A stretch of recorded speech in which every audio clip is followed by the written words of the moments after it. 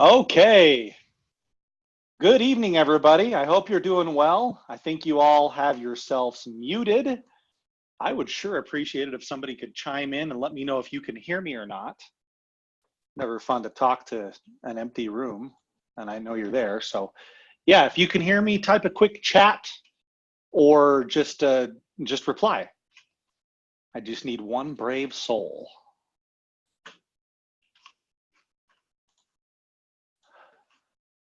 Excellent. I got a couple loud and clears. Thanks, Daniel, Angelo, and you, Sean. Appreciate your feedback there. This is Steve Olson with the Fourplex Investment Group. I appreciate a bunch of you joining us. I see people continuing to tick in, and you're all interested in fourplexes, specifically in Cypress, Texas, is what we're going to talk about tonight. And we're going to try to do this more and more, do a webinar every month because we've got more product coming and more fourplex projects in Utah and Idaho as well. And I know you like to hear about them. And so I really do appreciate you taking time out of your evening on a Tuesday. I know it's busy. If you're like me, your kids are just getting out of school and things are a little bit nuts. So sincerely, thank you for joining us. And I hope it's productive. I hope you learn what you came to learn tonight. So what we're going to do here, and I think you should all be seeing this PowerPoint that says new construction fourplexes with FIG. What we're going to cover, and this is new to some of you. To some of you, this is not new. So I'm going to go through a quick review of what FIG is and kind of how we work on a high level, just so you can understand that perspective. And then we're going to get into the actual specifics of the project in Cypress, Texas. But as I told you before, I'm Steve Olson. I'm the National Director of Sales here at the Fourplex Investment Group. We're based out of Provo, Utah. We operate here in Utah, in the Boise, Idaho metro, and in the Houston, Texas metro. And really what we do is we build newly completed fourplex subdivisions in these areas. It's a really, really specific niche, right? To only be focusing on fourplexes, and we have our reasons for doing it, which I will get into. I think this will take us front to back no more than 50 minutes tonight. And like I said, we'll get into the overall on FIG and some of the specifics. But first of all, we live in an age of lawyers, don't we? And that means we have to do things like this, this disclaimer here. Essentially what this says is I'm going to tell you some information about fourplexes and about Cypress and rents and rates of return. You got to verify that stuff, right? And we like educated investors that go and dive in to the data and discover for themselves whether they like it or not. That's what we want you to do. We want to be an open book here. So please do your research on this stuff. And I think we'd all be happy campers then. All right, got the lawyers out of the way.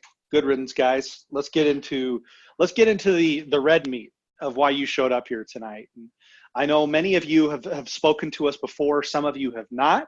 So it's beneficial to kind of understand how this works, how the Fourplex Investment Group operates and works, okay? We started this concept in 2010.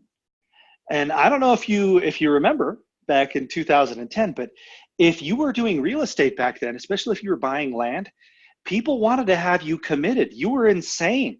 That was crazy. Why would you buy real estate? I still remember back in 2008 when the market crashed. This was specifically, I think it was in either September or October of 2008.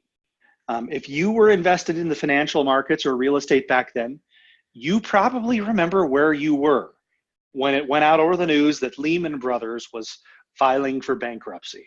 Many people consider that to be really when it got hot and heavy in the financial crisis. And wow, it was a rough couple of years, actually rough probably 5 years before we really started coming out of that. So in 2010, if you were in real estate, you were certifiably insane. And I'm happy to say that the founders of FIG were certifiably insane back in 2010. I told one of them today that he was insane. That was a joke, obviously, but we were buying land back in 2010 when it was basically free. Because at this time, you could get land for very, very, very cheap prices, but people still needed to live somewhere.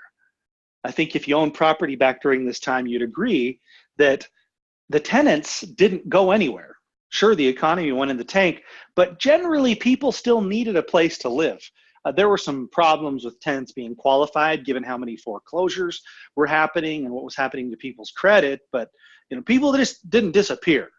right? They needed to live somewhere still. So we figured, hey, a fourplex investment, right, in the right neighborhood is an excellent hedge, something that should operate cleanly for you during down times, right? If you're going to borrow money for one of those, you've got 4 streams of income to service one mortgage payment.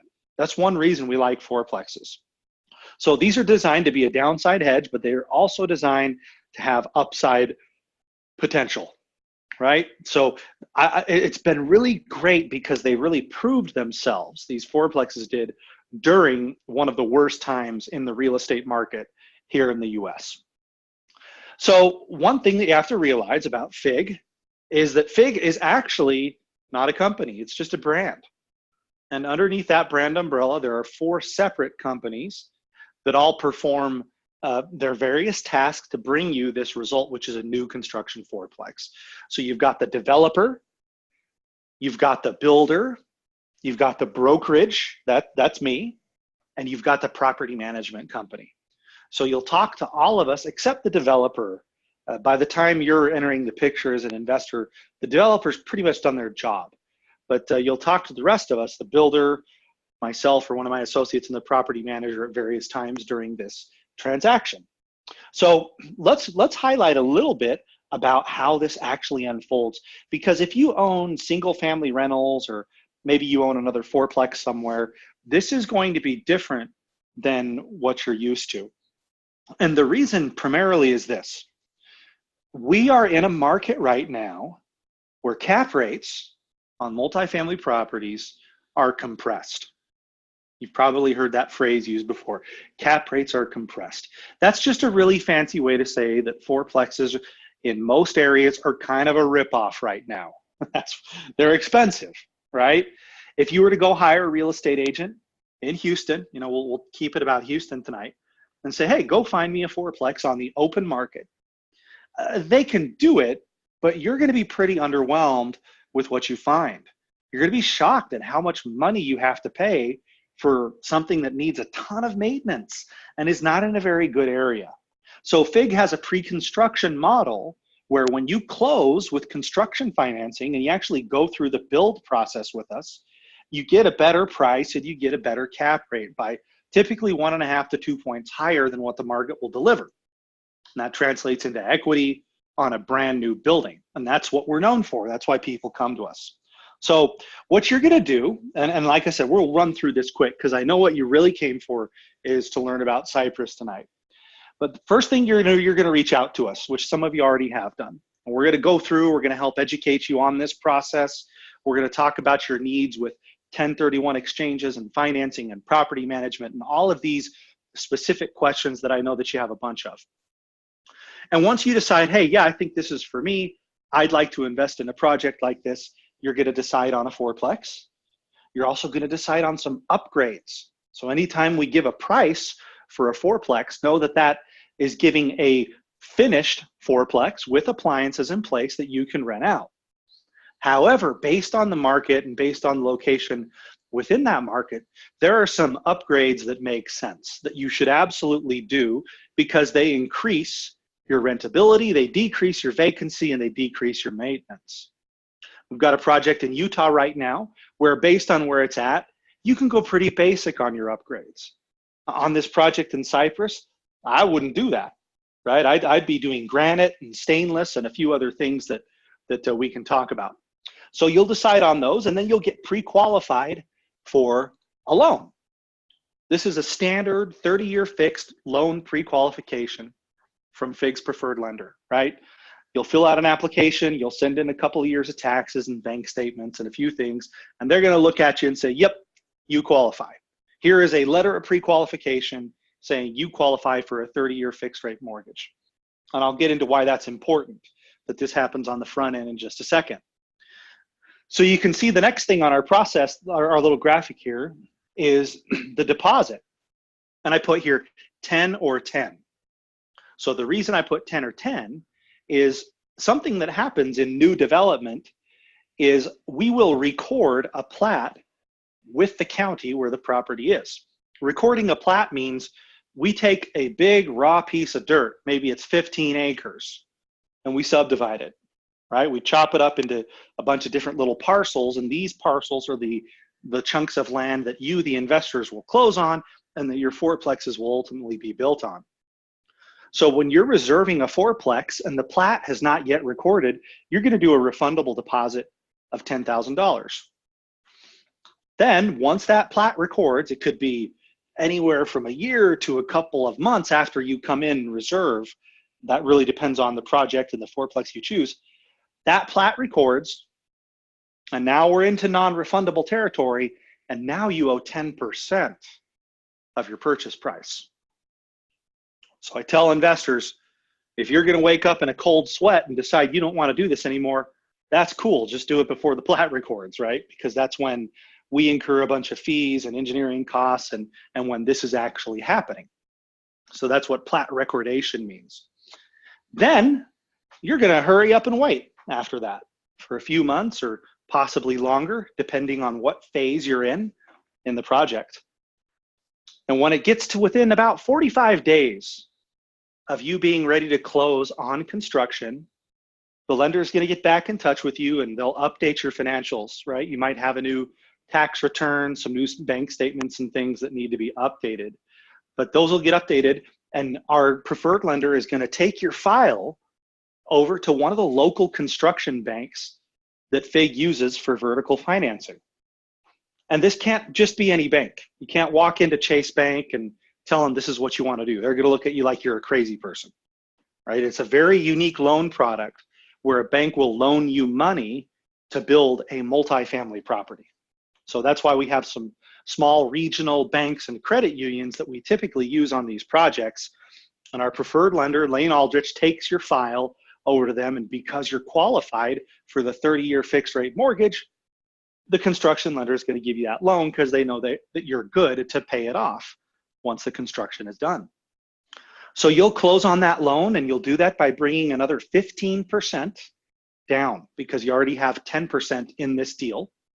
And it's a 25% down product. Now, that's a lot of math for late on a Tuesday, but 10 plus 15 is 25% down. You're also going to have a good chunk of buying costs of about $34,000. And I'll talk about why that is and why it's a high amount a little bit later when we get into the pro forma. It'll make a lot more sense to you. So now you've closed on the dirt. You're the proud owner of a chunk of dirt in Cypress, Texas. The builder goes through the construction process. You're going to get draw requests from the builder every month. I actually have one of these under construction myself in a sister project to this one in Spring, Texas.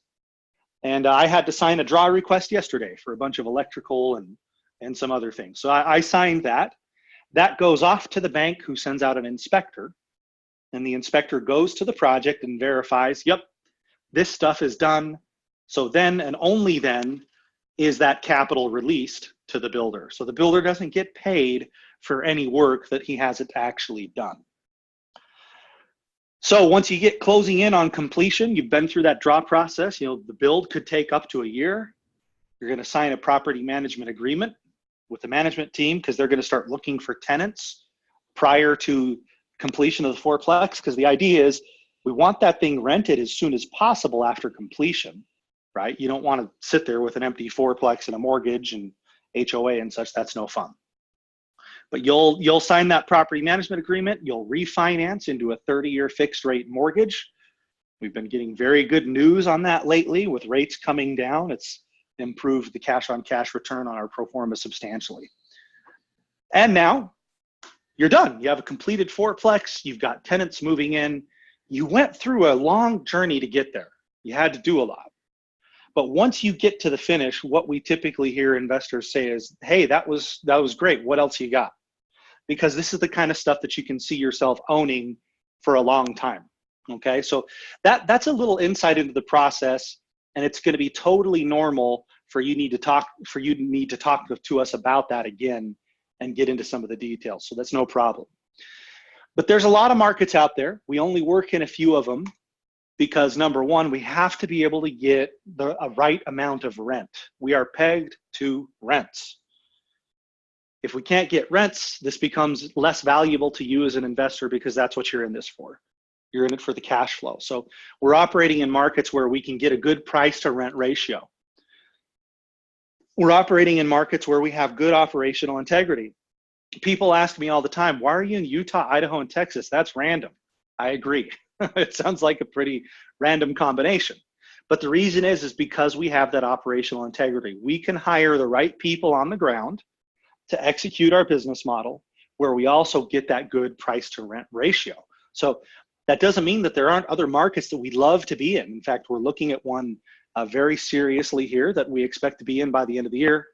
I'll give you a hint. I can't give it away, but if you were to go watch baseball spring training, this is the place that you would want to go to. So that's my hint. You can do with that what you want. The third thing we're looking for in these markets is that they're landlord friendly. Okay, you have to be able to get rid of a tenant if they're not paying their rent, right? Nothing hurts this business model or just rental property in general more than unpaid rents, especially somebody that you can't get out and take control of your property, right? I had a rental here in Utah once where the tenants kept dodging the process server. They got really good at this. And so eventually we just let the utilities go because they were in breach of the lease agreement. The attorney told me, yeah, you don't have to keep those utilities on, right? And these tenants actually called in a porta potty to the driveway. They thought, you know, hey, you're going to turn off the utilities, watch this. They brought in a porta potty. But because they did that, that meant they were going to have to use it eventually. And so that's how they got served the papers. And once they got served the papers, they were out quick.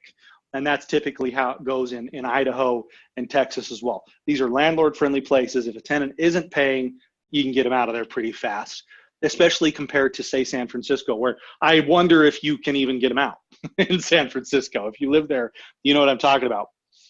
So number 4, finally, we want a diverse metropolitan area. We need a growing economy and a stable job market, right? It can't be too dependent on one industry. And that's actually a big misconception about Houston, that, you know, if oil goes down, that everybody goes bankrupt overnight. And it's actually not that way. It was that way at one point, but Houston was one of the largest and most diverse economies in the country right now. And that's a big reason why we like it. Okay, so I'm gonna breathe for a second. We went through kind of the high level stuff. And if you've spoken to us about this before, like I said, a lot of that was a review. If you haven't spoken to us before, then yeah, that was new to you, but please reach out with questions and I'll give contact information a little bit later. So what's going on now is we have a couple of projects going. We're here to talk about Starwood Farms in Cypress, Texas. And you know what I want to do? I want to share a different screen with you. This is a report from neighborhoodscout.com. Neighborhood Scout is not our website. It's a third-party website that generates information on demographics, crime, schools, employment, a whole bunch of other things.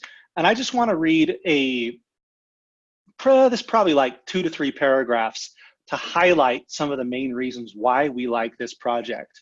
Okay, we're off of Telge Road in Cypress. Okay, get this. This is directly from the report. This neighborhood's median real estate price is $413,000. That's more expensive than 91% of the neighborhoods in Texas and 78% of the neighborhoods in the US. Average rental price is $1,637. Average rental cost is higher than 82% of the neighborhoods in Texas. This is a nice neighborhood, okay? This, by the way, this is a nice neighborhood, that wasn't the report, that was me. I'm riffing a little bit here. This neighborhood's real estate is primarily made up of medium-sized, so 3 to 4 bedroom, to large single-family homes and apartment complexes and high-rise apartments. Most of the residential real estate's owner-occupied. Many of the residences in this neighborhood are newer, built in 2000 or more recently. Some were also built between 1970 and 1999. So this is a new growing area, right? That's the takeaway.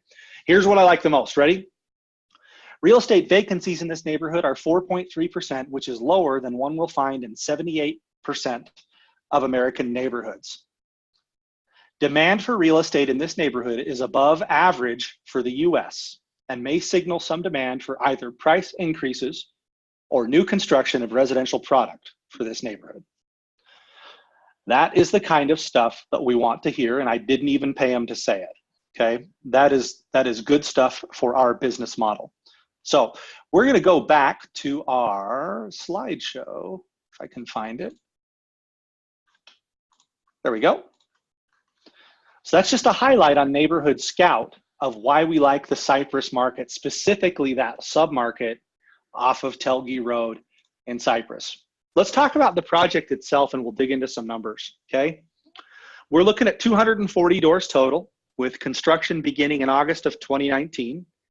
It is a heavily amenitized project. We've got a little splash pad and a big pool, multiple playgrounds, walking trails, dog park, very good amenities at the project.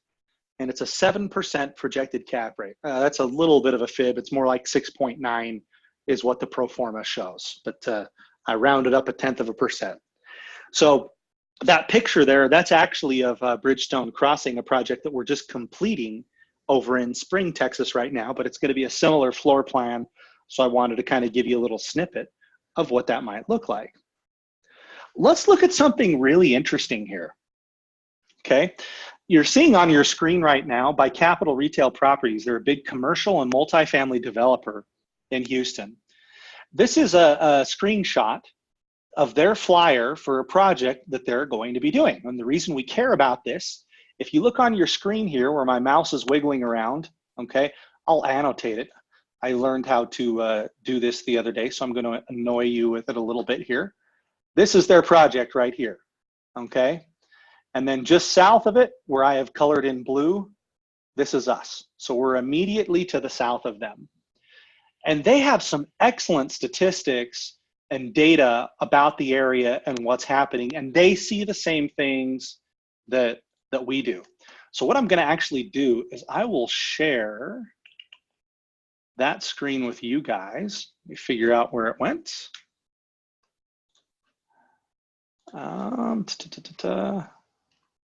Well, you know what, we'll do that. That actually closed, so I'll bring it up on another screen here shortly, okay? But they see a lot of the same details that we do right now. And especially how relevant it is that the fact that Highway 290 is expanding, all right? And I think I just figured out how to do this. There we go, okay? This is their flyer, okay? You should be seeing Capital Retail Properties, Cadre Realty. This is what they're building just north of us.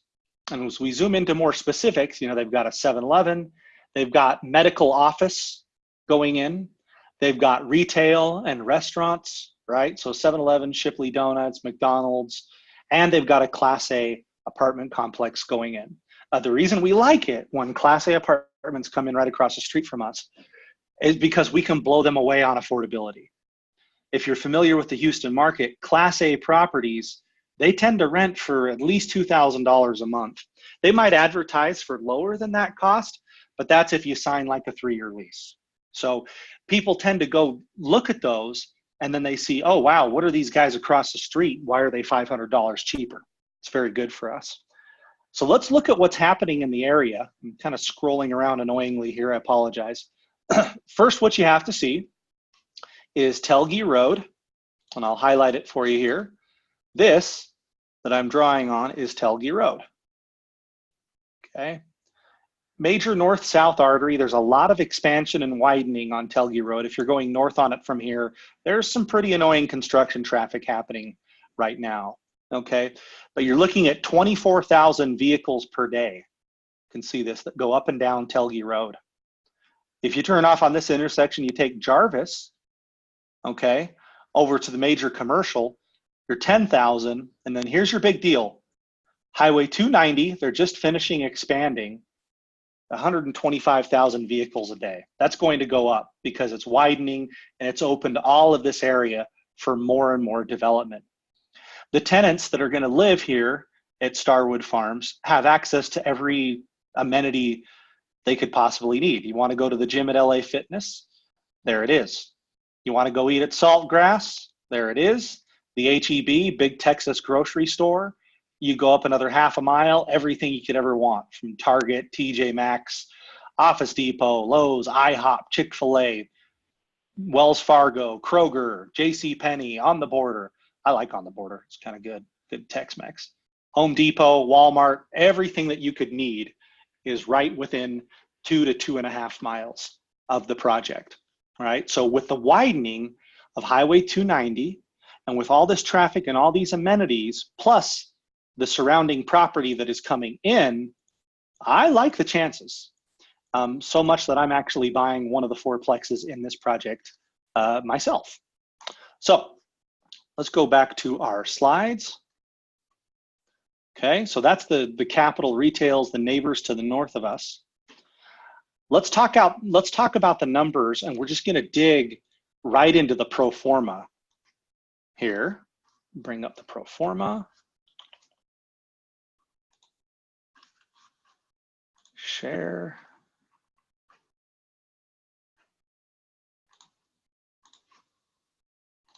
Okay, so you should be seeing a document, Fourplex Investment Group, Starwood Investment Summary. I know many of you have looked at this.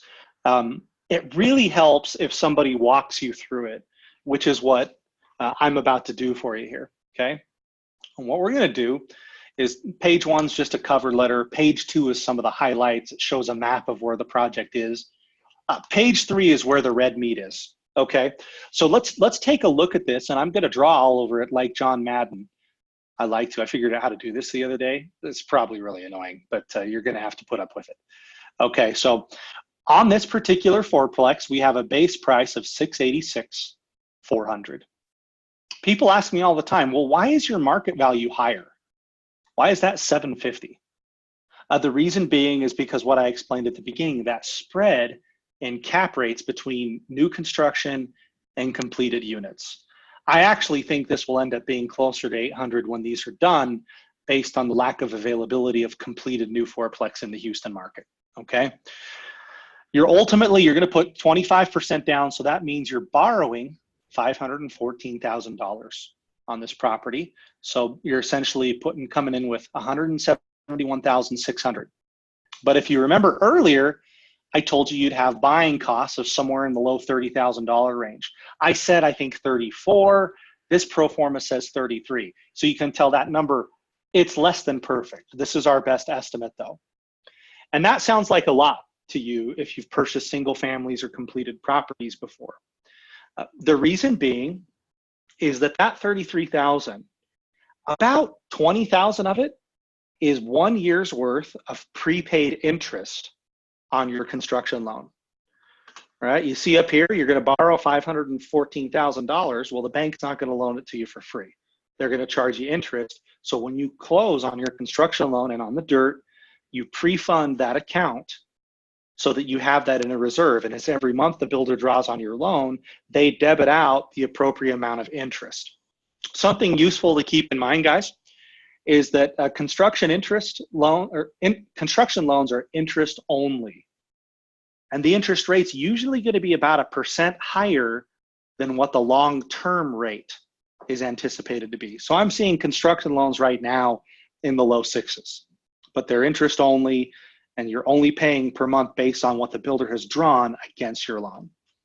So on this deal, you're going to be all in about $204,600 by the time you add your down payment and by the time you add your buying costs, okay? So that's how we got to the cash, and that's how the things like the cash on cash return are calculated, because this is what's coming out of your pocket ultimately. And if we go over here, follow me over to the top right corner of the income column, right? We have our gross rent, $6,600 a month, okay? That is essentially a base rent that is going to be advertised, right? But there's going to be a little bit more that the tenants pay beyond that. That's like $1,650 a door. We'll take out some vacancy, that's 3%. And if you want me to adjust that based on what the Neighborhood Scout article said earlier and send you a customized pro forma, I can do it. It wouldn't really affect things much. We're talking like 1% here. We also have this technology and amenities fee of $500. It's $125 a unit per month. So the tenants have access to internet, the amenities, and also this is going to be a smart community. Every unit is going to have a doorbell camera, a smart lock, an alarm panel, a Nest thermostat, and I don't have the final answer yet, but I'm told we're going to have some kind of a moisture detector in the laundry rooms so that if there's any kind of flooding that's going to happen, you get to know about it before there's a substantial amount of damage. So this gets you to your operating income, right? $6,902 per month. So I hope you followed me on the income that's generated from this project. Let's talk about the expenses, right? We're down here now in the expense column. This one can be a little bit tricky, so I'm going to go through it line by line. And as I go through this, you're going to have a bunch of questions pop up. Well, how did you get that? Or why are you excluding that? Wait till the end of the story, okay? And this will all make a lot more sense, okay?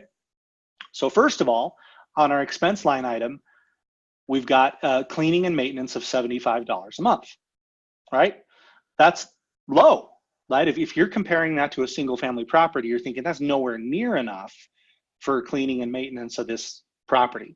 Well, the reason it's really low is because down here on your association fees, the HOA is actually maintaining the exterior of your fourplex.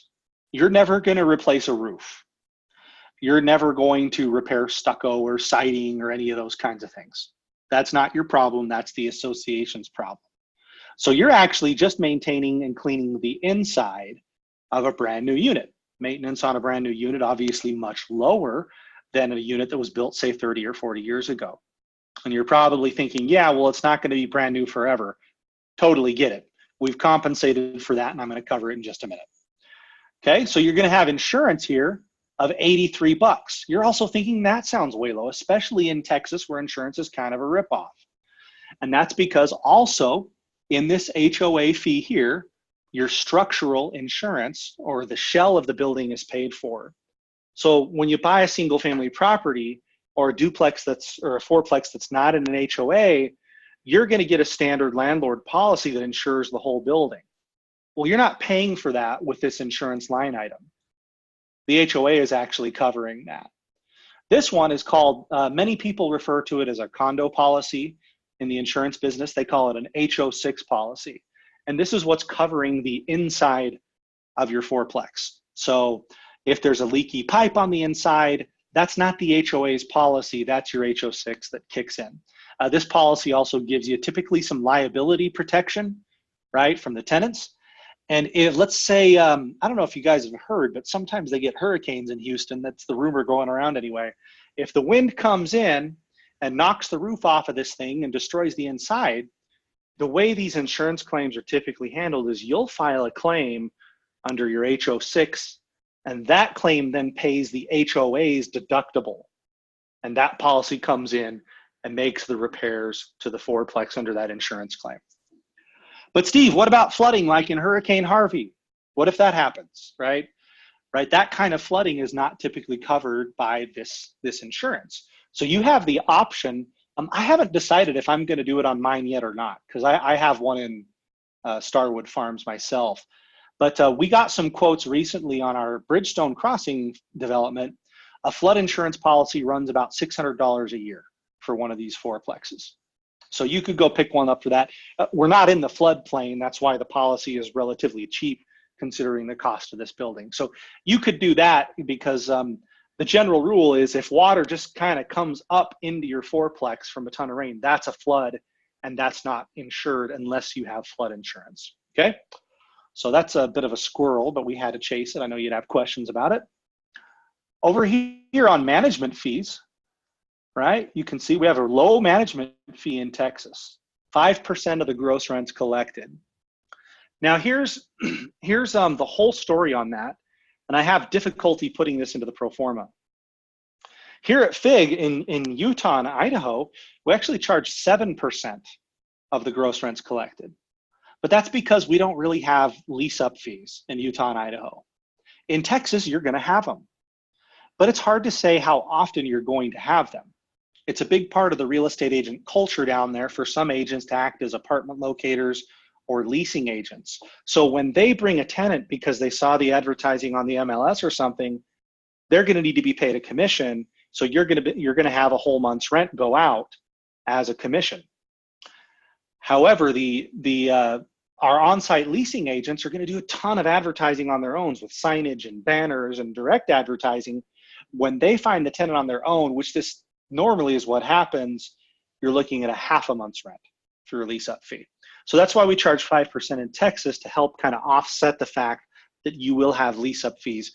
If you don't pay lease up fees in Texas, you're just not going to rent your units out. That's how a lot of these things get done, through the extra advertising that needs to happen. Okay, so here's the one that if you live in Texas, especially in Houston right now, this line item, the taxes, has been burning your eyeballs out. And you probably haven't been paying attention to anything else I've said, because you've been saying there's no way that the taxes are $13, $16 a month on that fourplex. I agree. The reason they're listed as that is, if you were to go look up the tax rate for this particular parcel right now, this is what we took, that percentage as it shows right now, and applied it to the purchase price, and we got 1316. The reason that's low is because of this weird line item right here. This is the first time we've ever had this on one of our pro formas, the private MUD fee. If you're from Houston, you know that MUD stands for Municipal Utility District. So when you're not in the Houston city limits, you're in these outlying areas like Cypress. These municipal utility districts are private districts that handle the water and the sewer for these developments. And typically what they'll do is they'll do an assessment in their whole district, and that gets packed on top of the property taxes. And that's why the taxes in Houston are close to, or sometimes in excess of, 3%. If you add that private MUD fee to the tax line item, which is eventually what will be done with these, now you're getting a tax rate that makes sense. Now you're going, okay, that looks closer to what I'm used to seeing in Houston. So that private MUD fee is based on the initial estimates that we got from this new municipal utility district that is being formed for this project, as well as the project to the north of us. That's what they've quoted us on water and sewer. We added it. You'll be much more content with that number once you put those together. I hope that makes sense, and I'm happy to explain that if that kind of went over your head. So finally, the association fees right here, okay? $760 a month. Wow, that's thick. That's a high association fee. Well, when you consider the fact that all the exterior is maintained and the bulk of your insurance is handled, we're really just rearranging numbers in different columns here. The association fee pays for your insurance policy, your master policy. It covers all the exterior maintenance of your fourplex. They mow the common areas, right? Cut the grass. They do pest control when those pesky snakes or cockroaches, these kinds of things that tend to show up in Houston, right? They handle the pest control. They have a budget reserve because at some point, the parking lot is going to have potholes and needs to be refilled. At some point, the playground needs to be maintained and repaired. Somebody's got to come chlorinate the pool, take care of the pool, maintain the walking trails, right? All these things that need to be done. It also includes all of the water, sewer, and garbage for the fourplex. So your tenants aren't hooking that stuff up. So the water, sewer, and garbage is included. The gas and electric is actually metered out separately to each unit, and your tenants will pay for that. The only time you'll pay for it is if you're vacant for a prolonged period of time. You got to keep those on, right? You want the unit to be cooled at the right temperature in Houston. Otherwise, you get some condensation and things. So you might have some small utilities here and there, but for the most part, that gas and electric is the responsibility of the tenants. And finally, we're talking enforcement of the CC&Rs. That's the main reason why we want this association in place. I know HOA is kind of a dirty word in the investor world, right? You think of these busybody homeowners that go to the meeting and pass all these assessments, and then you've got big brother HOA annoying you, making you spend money, ruining your investment. I know a couple of you thought that, so I thought I'd just say it, right? So keep in mind, when we start this project, we draft the CC&Rs and the bylaws for the association. And then once the project is turned over from the developer, you, the investors, you're the only members of that HOA. You typically have a common interest, which is we want a clean, maintained development so that we can rent it out, right? So that's the idea. I had an investor in town.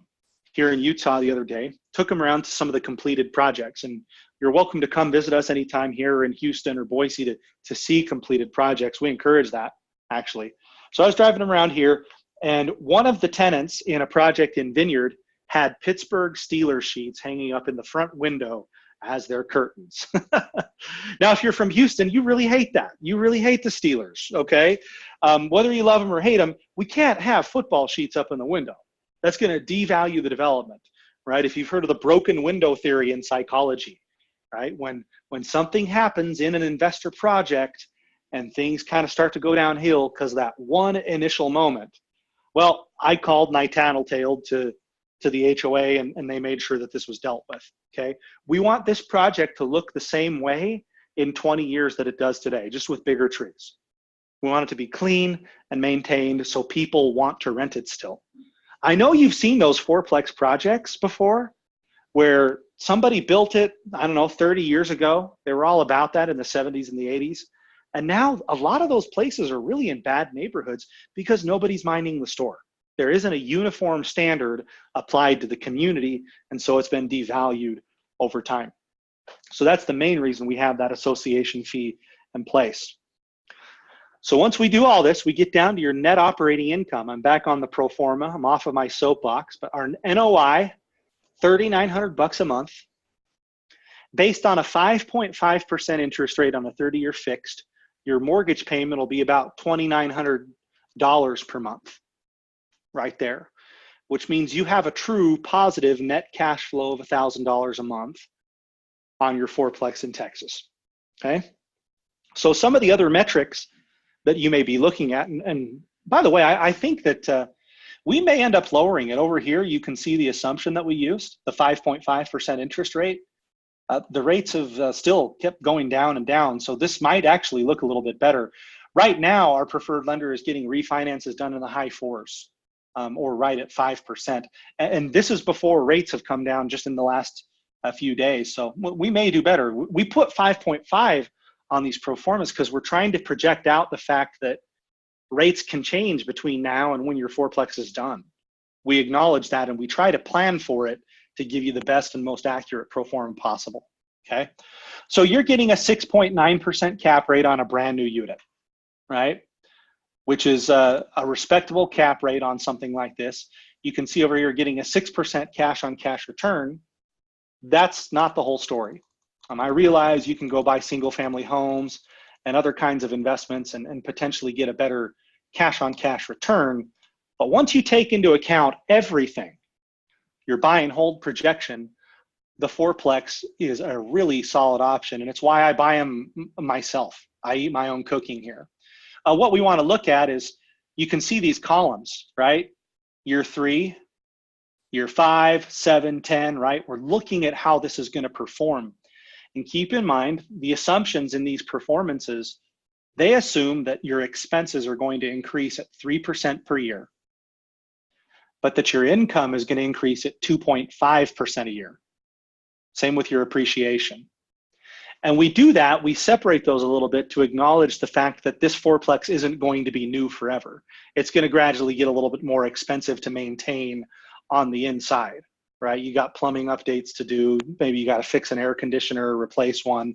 These things happen. So we don't want to maintain that same ratio over time. But even with that being said, your cash on cash in year 3 is 7. You're at 8 in year 5. And you just keep going up because your mortgage payment stays flat, but your rents are going up. If you're an internal rate of return person, in year 3, we have a 24% return. That actually, IRR goes down over time because IRR likes you to be investments for shorter periods, okay? What this doesn't take into account is your depreciation, especially if you do a cost segregation study.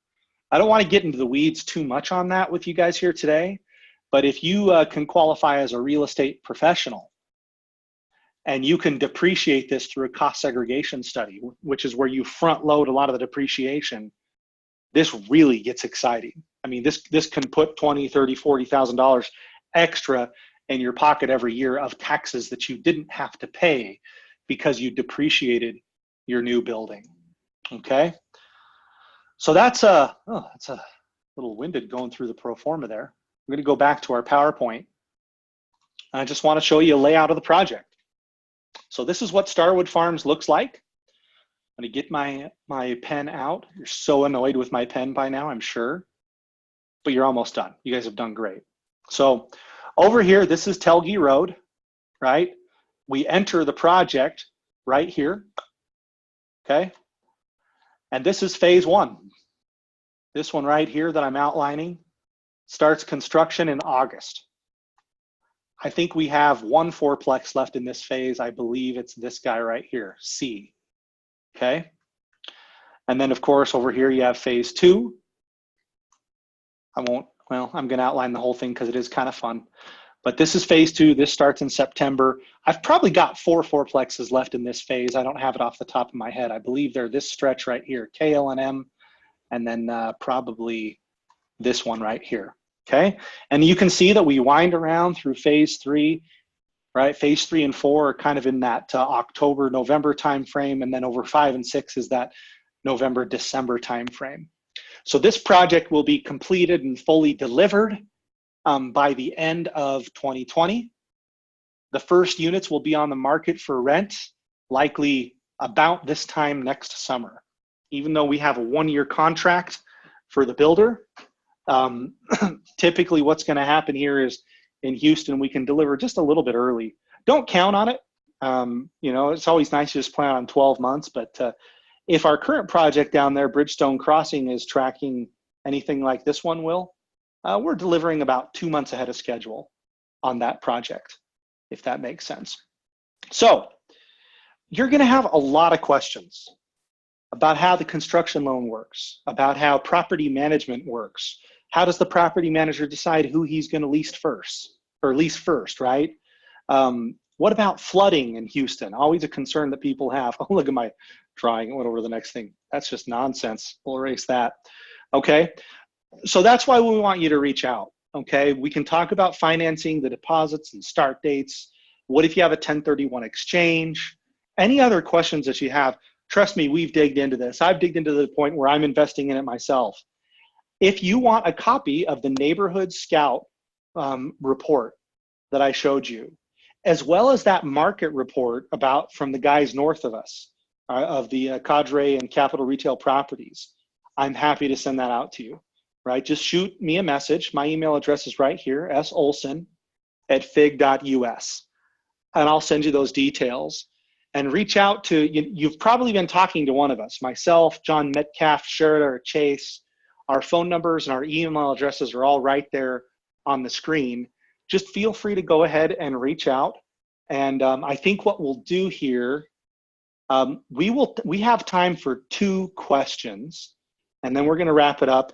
Beyond that, email us or call us with your questions. We'd love to have you join us in the project. Or if you're thinking about Utah or Idaho, contact us to discuss those projects as well. But we really wanted to highlight Starwood Farms tonight. So I'll hang around for just a bit. You probably have to mute yourself out to ask a question, but we got time for 2 of them. So have at it. It's always a little bit of awkward silence before somebody gets the courage to ask one.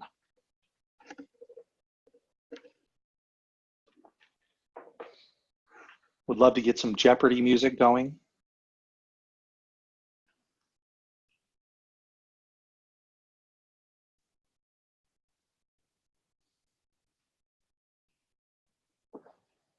So what usually happens now is I say, okay, if nobody has any questions, we're going to go ahead and end things. And then like half the time somebody says, hey, Steve, no, I actually do have a question.